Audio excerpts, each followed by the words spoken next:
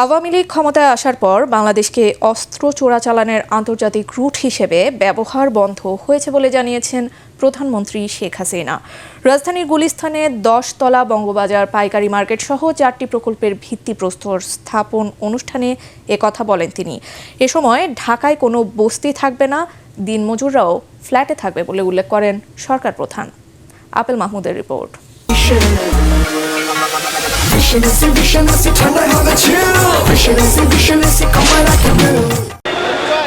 2023 সালের 4 এপ্রিল তৃতীয়বারের মতো ভয়াবহ আগুনে পুড়ে যায় রাজধানীর বঙ্গবাজার মার্কেট।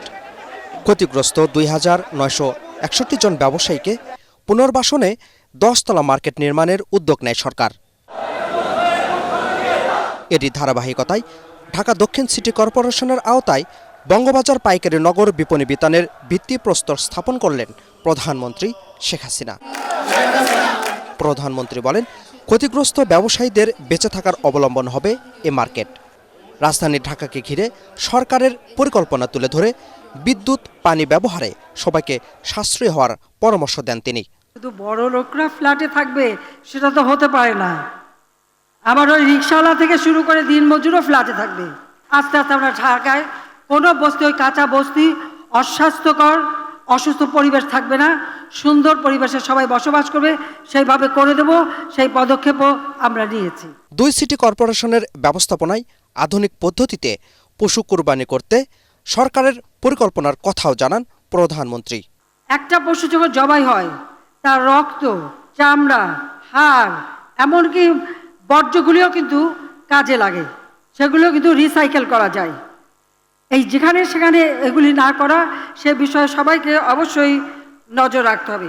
এ সময় বিএনপির নেতিবাচক রাজনীতি নিয়েও কথা বলেন সরকার প্রধান। জানান, অগ্নিসন্ত্রাস, অস্ত্র চোরা কারবারি ও মানুষ খুন এসব হচ্ছে দলটির ধর্ম।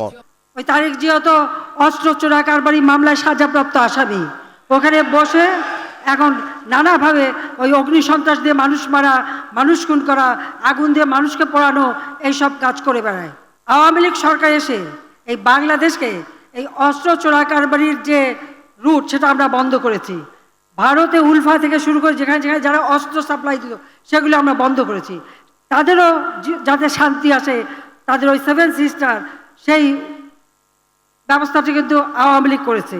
অনুষ্ঠানে আরও 3টি প্রকল্পের ভিত্তিপ্রস্তর স্থাপন করেন প্রধানমন্ত্রী শেখ হাসিনা।